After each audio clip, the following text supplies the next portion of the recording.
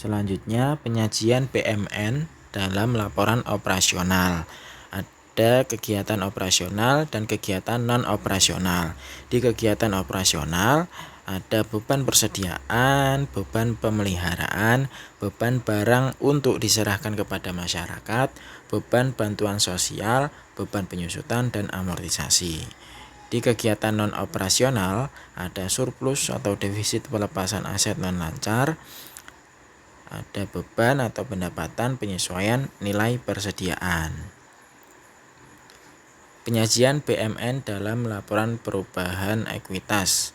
Dampak kumulatif perubahan kebijakan akuntansi dan kesalahan mendasar seperti koreksi nilai persediaan, selisih revaluasi aset tetap, dan koreksi nilai aset tetap non-revaluasi. Modul aset tetap adalah bagian dari Sakti yang berfungsi untuk pencatatan dan pelaporan BMN berupa aset tetap dan aset tak berwujud berdasarkan PMK nomor 159 tahun 2018. Ada beberapa ruang lingkup. Yang pertama, transaksi BMN perolehan perubahan penghapusan, transaksi KDP perolehan perubahan penghapusan, transaksi ATR perolehan ATR, transaksi keluar ATR, kemudian transaksi BMN bersejarah, transaksi pihak ketiga.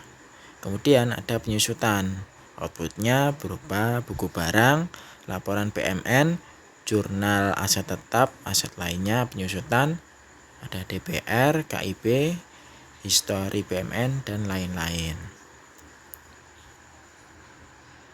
Siklus modul aset tetap. Ada perolehan, perubahan, penghapusan baik dari transaksi BMN, transaksi ATR, transaksi KDP, transaksi BMN bersejarah, transaksi pihak ketiga. Itu semua dilakukan pencatatan, persetujuan, dan monitoring. Kemudian dilakukan summary, pencetakan buku, dan aktivasi pembelian. Lalu dilakukan pencetakan laporan dan penutupan periode. Kemudian penyusutan dan akhirnya konsolidasi. Diagram alir aplikasi integrasi Sakti pelaksanaan anggaran. Modul aset tetap dan persediaan berkaitan secara langsung dengan modul komitmen dan modul GLP. Pada modul komitmen dalam hal kontrak terkait perolehan aset tetap dan pendetailan aset tetap dan persediaan. Pada modul GLP dalam hal pencatatan transaksi terkait aset tetap dan persediaan serta informasi closing period.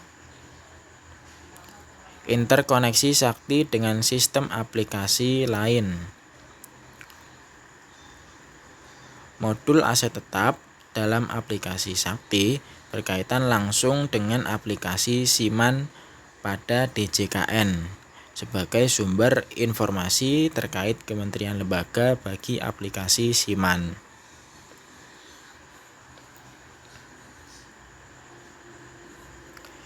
Integrasi pada modul aset tetap.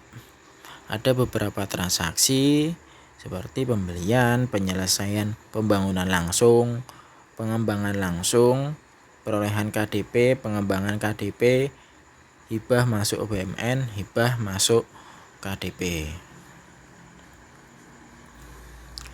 Mekanisme perolehan pembelian. Perolehan aset tetap melalui pembelian melibatkan modul komitmen. Modul komitmen memberikan input untuk modul aset tetap berupa PAST, PAPP, PAKP. Kemudian pembentukan jurnal aset oleh approver pada modul aset tetap menjadi input bagi modul GLP untuk penyusunan pelaporan. Perbedaan dengan pelaporan perolehan pembelian yaitu perolehan non-pembelian tidak melibatkan modul komitmen karena tidak didahului dengan kontrak. Selebihnya sama. Transaksi modul aset tetap. Ada 3 kelompok transaksi. Yang pertama, perolehan BMN atau KDP. Fungsinya mencatat perolehan BMN baru yang berasal dari saldo awal pembelian, transfer masuk, hibah masuk, penyelesaian pembangunan, reklasifikasi masuk, dan perolehan lainnya. Jurnalnya, aset tetap atau aset lainnya atau KDP. Kreditnya, aset tetap belum diregister atau transfer masuk atau koreksi aset non revaluasi atau perolehan lainnya dari aset tetap. Kelompok transaksi yang kedua ada perubahan BMN. Fungsinya mencatat perubahan nilai atau kondisi atau kuantitas suatu BMN yang telah dicatat sebagai perolehan aset sebelumnya. Jurnalnya di debit aset tetap atau aset lainnya pada koreksi aset tetap non revaluasi. Kemudian koreksi aset tetap non revaluasi pada kreditnya aset tetap atau aset lainnya. Kelompok transaksi yang ketiga, penghapusan BMN atau KDP. Fungsinya mencatat pengeluaran suatu BMN dari pelaporan BMN. Jurnalnya koreksi aset tetap non revaluasi pada kreditnya aset tetap atau aset lainnya atau KDP. Ilustrasi jurnal kontraktual intracomptable. Saat BAST, jurnalnya persediaan atau aset yang belum diregister, pada kreditnya utang yang belum diterima tagihannya. Kemudian jurnal lagi persediaan atau aset, pada kreditnya persediaan atau aset yang belum diregister. Saat SPP, jurnalnya di debit utang yang belum diterima tagihannya pada belanja yang masih harus dibayar. Saat SP2D, jurnalnya jurnal akrual belanja yang masih harus dibayar pada dekel. Jurnal kasnya belanja pada dekel. Prosedur pengendalian. Untuk menjaga kebenaran dan keabsahan data, maka transaksi aset tetap direkam dalam 3 jenjang keamanan berupa status perekaman.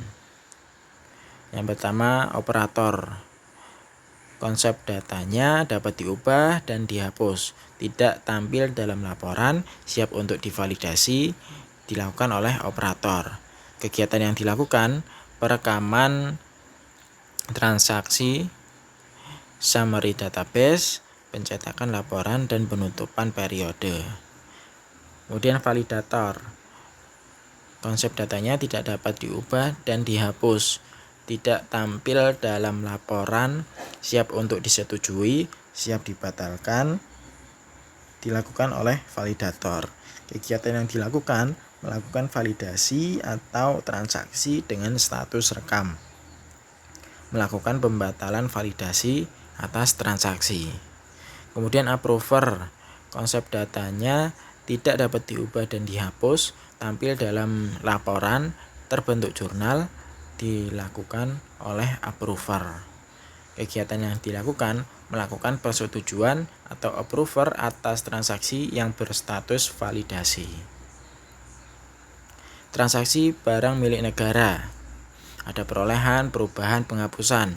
Perolehan bisa pembelian, transfer masuk, hibah masuk, rampasan, penyelesaian pembangunan langsung, penyelesaian pembangunan dengan KDP, pembatalan penghapusan, reklasifikasi masuk, bangun guna serah, bangun serah guna, pertukaran, perolehan lainnya, reklasifikasi dari BPY BDS.